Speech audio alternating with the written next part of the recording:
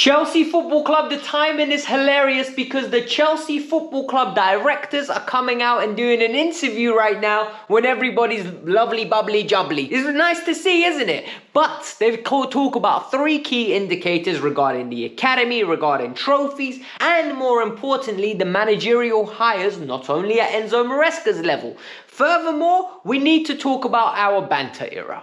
I was awoken to a stat today that made me realize we've been in the banter era and I've been asleep. It's been absolutely disgusting what I've seen. However, we're going to talk about it because the first way with dealing with problems is talking about it. Our record against the top 6 is laughable at this moment in time. And finally, the biggest one of all, Chelsea Football Club once again proves why parents and academy players are going to be sending themselves to Chelsea Football Club. It is a statistics from an article that's released, and Chelsea is by far the most productive place for developing youngsters to go on and have professional careers. But before we get started, what do you do when you wake up in the morning? You brush your teeth. So what do you do when you come to the Kavkas View? You hit that like button. It's the best way to support the channel. 1,000 likes pushes the video to many more people, and more people see it, the more people subscribe and the community grows bigger. Let's get started. Let's get started with the directors. So the directors have a sit-down interview with Matt Law and they release everything. They talk about everything from top bottom. However, the 3 main things that have come away from that interview is the first one. They wanted to talk about the club's ambition. They believe this club belongs in the Champions League and they're going to do everything they can. They also believe that this club should be winning trophies on a consistent basis, and there's a certain style of football that we need to be seeing. First of all, it's very nice to hear him say it. I can't lie to you, when you hear people say something, there's accountability there. Because if you said it out loud, when we don't do it, you're going to get called out. When we do it, we'll say, you know what? Well done, congratulations. You said something and you did it now. You've accomplished it. You deserve praise. You have put metrics there, visible ones that we can see. Trophies, you can track. Champions League football, you can track. Style of play, that's subjective, right? We all can agree to disagree to what's good style of play or what certain way Chelsea want to play. Fantastic. The next issue that's been on the agenda that fans have had huge issues is selling young players for the sake of PSR. And you know what? I actually think they tackled this very well. First of all, they said there was a huge offer for a youth prospect this summer that they rejected because they didn't believe the time was right to sell the individual, nor did they think the player was for sale. So for me, thinking out of the box, who could it be? Potentially Reece James? No. Levi Colwill? We heard numerous links for Levi Colwill from Liverpool. I don't think it was him. George? Maybe it could have been George. And Josh Achimbong. They're the 4 that come to mind. One of them there could have been a bid for. Maybe I'm thinking out of the box. Maybe they're making it up. However, for me, it has to be one of those 4. And the fact that we haven't sold them, there are gems, man. There are golden boys at this moment in time from Cobham. I don't want to sell any one of them. And if anything, I want more opportunities for George. I think George deserves it. I really like the player. But then they went on to talk about what goes into considerations before you sell the player. And they're saying performances are key. They do not want to sell players for the sake of it. It's more about performances and more about letting the individuals go at the right time. They said it's a lot harder for fans to take when it's a homegrown player because there are emotional aspects added. And how many times have I said this? People have beer goggles whenever it's a homegrown player. Conor Gallagher gets sold, how dare you? If tomorrow Enzo Fernandez gets sold, there won't be no how dare you. Because the reality is, for some reason, we value Cobham-based players more than we value other players. And they went on and said that. Fans view homegrown players as one of our own. It's something special about building a relationship with the players that come through. However, they reiterated, we will continue to invest into our academies. We will continue to develop our academies because we believe this is a place of development and it can progress onto the pitch. For me, overall, this is a very good message that they're sending out. It is very positive. It is very PR friendly, but this is something you expect, right? Because they're not going to sit there and berate themselves and give themselves an F-. No, they are going to give themselves praise. They're going to give themselves objectivity and they're going to give themselves the benefit of the doubt. And I can't lie to you, I'm giving them the benefit of the doubt because I feel like from being completely off course, we're back on course now. We should be getting top 4 and winning a couple of trophies this year. Whether it's the Conference League with a Carabao Cup, a Conference League with an FA Cup, Club World Cup potentially. There is room to win trophies this year, and I want the club to go and do it. Finally, and the big one of all, which I really liked, is they spoke about Enzo Maresca. They said they admired him. They were very keen to bring him. They love the way he works, and his views align with the views of the club, meaning it was a very easy hire to do. They also said how they've hired the under-21 manager to marry it with Enzo Maresca's philosophy, because that's the way they want the club to go.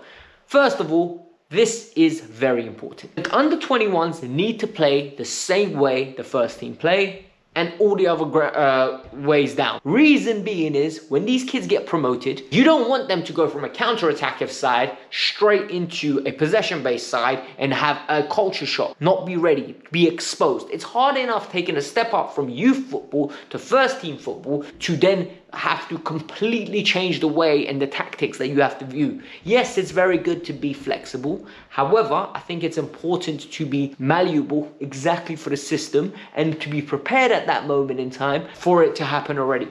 Secondly, what I think is very important here is they know they've cocked up. They know they made a huge mistake with Mauricio Pochettino. They apparently wrote a 14-page essay explaining all the reasons why Mauricio Pochettino had to be sacked. And now they've stuck their neck out with Enzo Maresca. So, if Maresca doesn't work, I know who I'm pointing the finger at. They've openly come out, they were very transparent. They said they view this man as the future of Chelsea Football Club because he fits with their ideologies. We've heard it out of their mouth now. So there's no taking it back. It's very nice. There's accountability, and I can't lie to you, it's very positive. Now, let's move on to the next part. When I tell you I didn't realize that this statistic is as bad as it is absolutely hideous. I was told this today by an account on Twitter, top account by the way, really objective views. And more importantly, what I like about him, he checks you. He proper G-checks you consistently. If you say something that he doesn't agree with, he'll call you out on it and he'll want to see your assumptions for why you came to that conclusion. And sometimes I think that's very important. You don't want too many people that just agree with you. But he explained to me something. Since the season of 16-17, there have been 16 games against the traditional Big Six. So there would have been Spurs, Arsenal, Tottenham, City, Liverpool, and United, right? Our winning record in the league against these teams makes me sick. I can't believe we've done this in our banter era. So Spurs is good. We've won 10 out of 16. That's a very good return in my opinion. Yes, we always whoop Spurs. If anything, I expected it to be higher. However, now we get into the nitty-gritty and we get into these little numbers that I don't like at all.